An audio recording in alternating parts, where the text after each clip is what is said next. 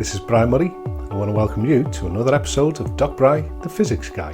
Have you ever watched one of those old Western movies with John Wayne where they're in a bar and a fight breaks out and it sort of quickly descends into absolute chaos and everyone's brawling and it's a total free-for-all and no one knows what the hell is going on? Do you know the thing I'm talking about? Well, while no one will admit it in public, that's what physics, science and life is really like. It's just a chaotic full-on brawl with everyone going at it, and sometimes you win and sometimes you get knocked down. Now, what amazes me is that out of this chaos, sometimes amazing things are discovered. To try and put a bit of a sheen on it, and to make it look a bit more respectable, there's something called the scientific process. And this has developed over the last few centuries into what it is today. Though, if you look at it, it's sort of undergone a bit of a strange mutation, and it currently involves, as part of its process, something known as peer review. Now, this is not something I have to worry about, and I'm not going to talk about it here. It's something that will sort itself out over the next 50 years, but suffice to say that it has issues. What I find interesting is that if you ask people to give you a description of what the scientific process is, I can guarantee you'll get a whole range of answers, and most of them are wrong. Even if you limit the question to scientists, people who work in the trade for a living, you'll run into a surprising number of interpretations and descriptions.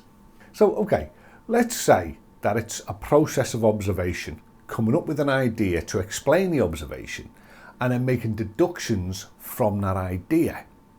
Then we can test these deductions and refine or bin the idea based on our experimental findings. It's called an iterative approach.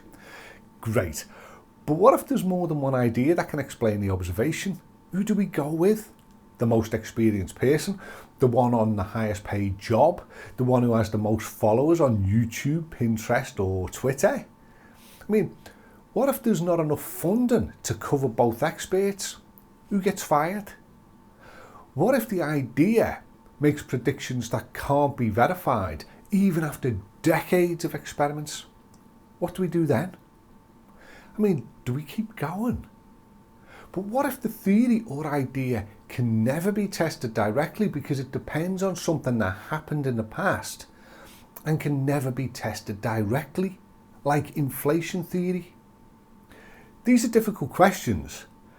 What is great though is that major contributions can literally come from just about anywhere. I mean, take a look at X-rays and radioactivity. Even so, irrespective of how a scientific result or discovery comes about, it's still based on fundamental ideas. And these ideas don't necessarily describe nature, but they're like the building blocks of nature. And by this, I mean, the world as we currently see it has 3 dimensions and a time dimension. Now, it might turn out that Einstein is right and time and space really are connected as described by special relativity. Either way though, at the moment, a child can easily measure out the 3 directions, X, Y and Z. Now, it may turn out that there are in fact many extra dimensions, but at the current time we're only aware of 4. 3 space and 1 time.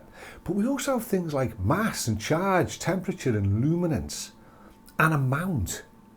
Everything is built on these. Discovering things and coming up with theories is hard, and you really do need all the luck you can get. Which is an odd thing to say because if you observe the world around you, there seems to be something called luck, and yet there's no theory of physics for luck. Sometimes, more often than not, and more often than will be admitted, discoveries are made by accident. I mean, check out microwaves, saccharin, Teflon, super glue and Bakelite, for example. Maybe Seneca's right when he said that luck is what happens when preparation meets opportunity. Now, coming back to luck, we do have probability theory in maths, but I'm not even sure that that can explain some of the events that we describe as luck. Another thing that has me pondering is how many times we look back at a discovery and think to ourselves, that's really obvious, and you wonder how somebody didn't spot it earlier. But that's the wonder of hindsight. I mean, we all have got that one. To end though, I want to go back to our barroom brawl.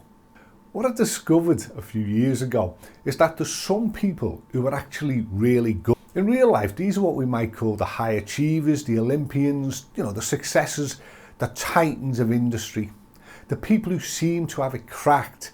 And what I discovered about them really made me day. See, I discovered that it's possible for anyone to become one of these people. Anyone. I'll explain how another day. This is Dr. Bry, the physics guy.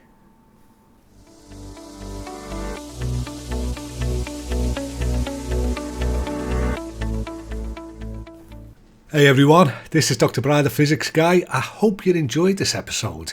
If you did, can you share it with your friends, your fellow students and anyone you think might be interested? That'd be great and you'd be doing me a massive favour. Subscribe now so that you don't miss out on the latest episodes and news. And check out my website right now at drbry.com. That's drbry.com. And for a limited time, I'm giving away the first part of my 7 ingredients course. It's absolutely free. There's almost 40 minutes of free video explaining the course and why you have what it takes to do physics and how it can change your life forever. And there's also a free download that you can keep. All the details are on my website. I'm also on YouTube, Instagram and Facebook, and all the details are there on drbry.com, drbry.com. I look forward to seeing you soon.